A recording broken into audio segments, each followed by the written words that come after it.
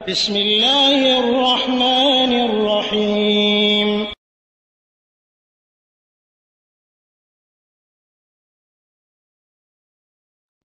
ওয়ালাইকুম আসসালাম। জি মোহসিন ভাই মালয়েশিয়া থেকে বলছেন যে ফিতরাটা আমি যখন ফিতরা দিব বাংলাদেশে, তখন দেখা যাচ্ছে যে ফজরেরও আগে, তাহাজ্জুদের সময়, অর্থাৎ আমি যখন ঈদের সালাত আদায় করব, সেই ক্ষেত্রে আমি কি আগেই দিতে পারবো? জি, আগেই দিতে পারবেন, আপনি আগেই দিতে পারবেন। সর্বোত্তম হলো মানে হচ্ছে ঈদের দিন সকালে, এবং যদি তাও না পারে তাহলে চাঁদ ওঠার পরে, যদি তাও না পারে তাহলে একদিন অথবা সর্বোচ্চ 2 দিন আগে ফিতরা আদায় করতে পারে। যখন 28টা হয়ে যায় তখন প্রায় শেষ হয়ে গেছে, আর একটা বাকি আছে, তো একটা বাকি থাকতে সে দিতে পারে, সমস্যা নেই। ওয়ালাইকুম আসসালাম, দুবাই থেকে আব্দুর রহিম ভাই। সর্বনিম্ন কত টাকা থাকলে জাকাত দিতে হবে? এটা তো দুই রকম মত আছে। দেখবেন যে আমার প্রশ্নের উত্তরের মধ্যে বিভিন্নভাবে অঙ্কটা উল্লেখ করা আছে। সেটা হলো 50-60 হাজার টাকা। তো এটা একটা কথা। আর আরেকটা হচ্ছে যে প্রায় 3 লাখ টাকা। দুইটাই দুইটাই চলবে। কারো কাছে 2.5 লক্ষ টাকা আছে, কেউ যদি মনে করে যে না আমি জাকাত দিব না কারণ জাকাতের নেশাব হয়নি, এই আলোচনাটা এখানে দিচ্ছি তার কারণ হচ্ছে ইসলাম গোপন কিছু নয়, সবই পুরোটাই প্রকাশ্যে। কারো কাছে যদি 2.5 লক্ষ টাকা থাকে আর সে যদি মনে করে যে না আমি জাকাত দিব না কারণ জাকাতের নেশাব হয়নি, কারণ স্বর্ণের দাম হিসাবে আমার জাকাতের সম পরিমাণ হয়নি, কারণ ইসলাম এটা এমন করেই দিয়েছে, এটা কারো কিছু বলার নাই। এবং এই বিষয়ে কেউ কোনো কথা উল্লেখ করেন, কোনো আলেমেরাও বলেননি যে না তাকে জাকাত দিতেই হবে। যদি 2 লাখ টাকা হয়, রূপার দাম হিসাবে তার তো 60 হাজার টাকা হয়ে গেছে। 52 ভরি স্বর্ণের দাম আমরা বেশি করে ধরলে 50,000 60,000 টাকা হয়, তো 60,000 টাকা যদি হয় তাহলে তাকে জাকাত দেওয়া উচিত। কিন্তু সে যদি বলে যে না রূপার দাম হয়েছে, এটা স্বর্ণের দাম হয়নি, সুতরাং আমি জাকাত দিব না। তো আলেমগণ এ বিষয়ে একমত যে মানুষের কাছে যে অর্থ আছে এবং গরিবদের যে চাহিদা আছে, সে অনুযায়ী রূপার দামটা ধরাটা উত্তম, রূপার দাম ধরাটা উত্তম। সেই জন্য আমরা এবং আলেমগণও বলেন যে 50-60 হাজার টাকা বা এই পরিমাণ হলেই তাকে জাকাত দিতে হবে। তো আমি আপনাকে সেটাই বলবো যে 50-60 হাজার টাকা হলেই, এবং সেটা যদি 1 বছর পূর্ণ আপনার কাছে থাকে তাহলে তারপর জাকাত হবে। ওয়ালাইকুম আসসালাম রহমতুল্লাহ। রুহুল আমিন ভাই জানতে চেয়েছেন মধুপুর থেকে যে সৌদি কাতার সম্পর্কে। আসলে সৌদি কাতার সম্পর্কে এটা রাজনৈতিক অধ্যায়, এবং কাতারের যে বর্তমান সমস্যা, তারা মানে বিভিন্ন অধ্যায়কে উস্কে দিচ্ছে ইসলামের জন্য, এবং তারা ইরানের সহযোগী। এবং আগে যে কিছু যুদ্ধগুলো হয়েছিল সেই যুদ্ধগুলো তারা সহযোগিতা করেছে কাতার। তো যাই হোক, সেটা আমরা এত বিষয় জানার চেষ্টাও করিনি বা আমরা জানতে চাইও না। এই দেশের আলেমগণ যেটা বলেছেন সেটা হলো কাতার এবং সৌদির আলেমদের কথা বলতেছি আমি, এবং আমাদের উস্তাদজিও আছেন তাদের মধ্যে। শেখ সুলাইমান আর রুহাইলি হাফিজাহুল্লাহ অনেক বড় বিদ্বান, মসজিদ নববীর টিচার। তো অনেকে বলেছেন, তার মধ্যে উনিও একজন, শেখ আব্দুল মহসিন আল আব্বাদ হাফিজাহুল্লাহ, উনিও এই বিষয়ে কথা বলেছেন যে কাতার এবং সৌদির সাথে যে সম্পর্ক নষ্ট হয়েছে এটা অবশ্যই কূটনৈতিক সম্পর্ক। কাতার যেহেতু আমাদের মুসলিম ভাই আর আমরাও মুসলিম, এই মুসলিম ভাইয়ের সম্পর্ক আমাদের সাথে কোনোদিনও বিচ্ছিন্ন হবে না।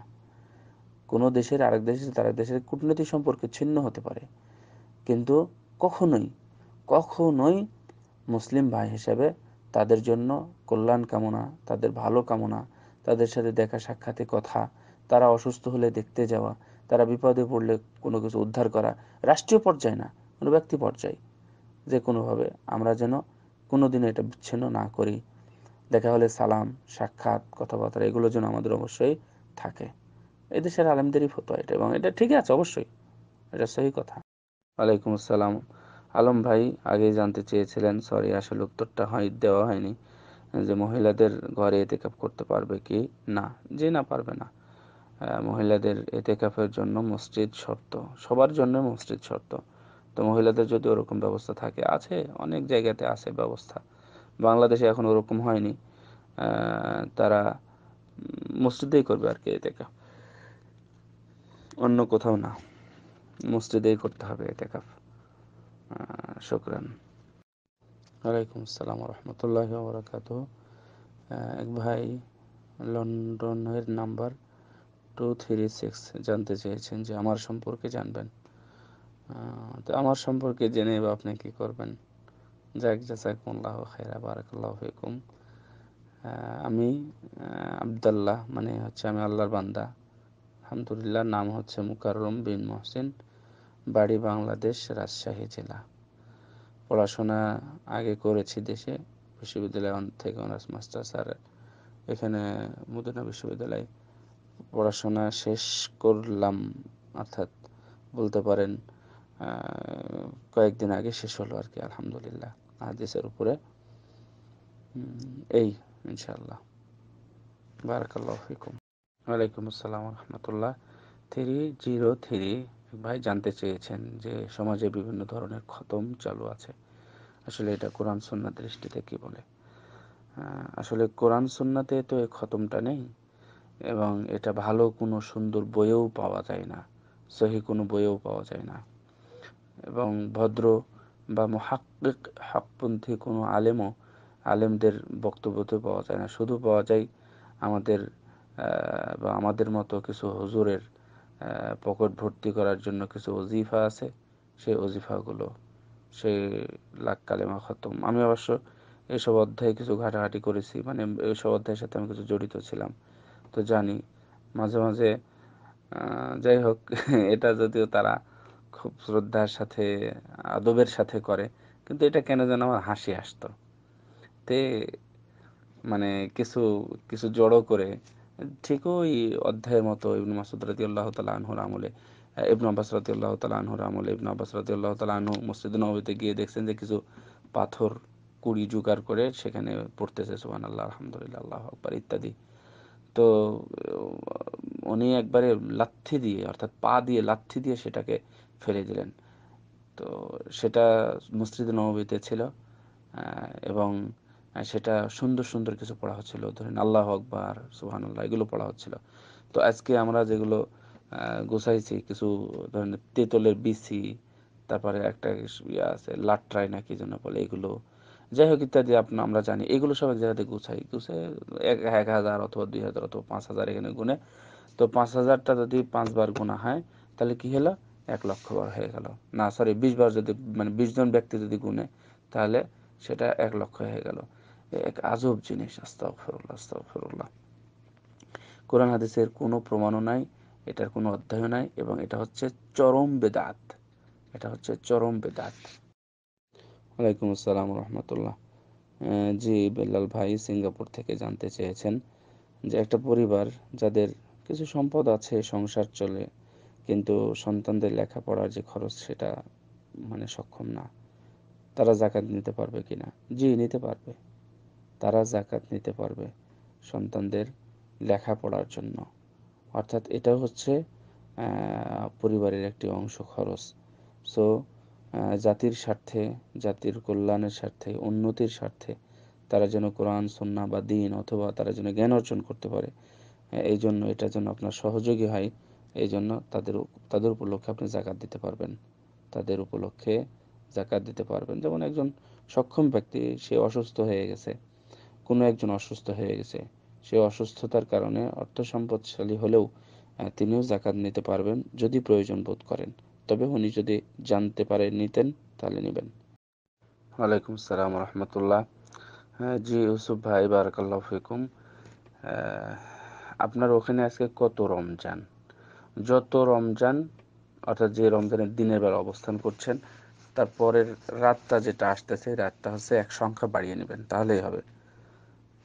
অর্থাৎ যদি আজকে আপনি 20 রমজানে থাকেন, তাহলে যে রাতটা আসতেছে সেটা হচ্ছে 21 রাত। আপনি যদি আজকে 22 রমজানে থাকেন, তাহলে সামনে যে রাতটা আসতেছে সেটা হচ্ছে 23 রাত। যদি আপনি 23 রমজানে থাকেন, সামনে যে রাতটা আসতেছে এটাই হচ্ছে 24 রাত। এটা একটু মনে করে রাখলেই হবে। ওয়ালাইকুম আসসালাম রোহেল ভাই, বারাকাল্লাহু ফিকুম। যদি কেউ অসুস্থতার কারণে 2 দিন রোজা না থাকতে পারে, তাহলে তার করণীয় হচ্ছে রমজান পরে বছরের যে কোনো দিন 2টা সিয়াম পালন করবে, কাজা পালন করবে, বছরের যে কোনো সময়। রমজান পরে তো শাওয়াল, শাওয়ালে তো 6টা সিয়াম আছে, সেটা পালন করতে হবে। তো সেই শাওয়ালে প্রোগ্রাম নেওয়ার দরকার নাই, পরবর্তী সময়ে বছরের অন্য যে কোনো আসসালামু আলাইকুম রহমতুল্লাহি ওয়া যে বেশ কিছু ভাই কিছু প্রশ্ন করেছেন।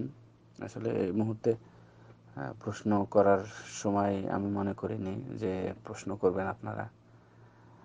যাই হোক, প্রশ্ন করেছেন যে আব্দুল আল মোমন ভাই প্রশ্ন করেছেন যে আসলে বেজোড় রাতগুলো আমরা তো বুঝতে পারিনি আসলে কোনটা বেজোড় রাত, যে 20-এর পরে যে রাত এসে সেটা, না 21-এর পরে যে রাতটা আসে সেটা বেজোড় রাত?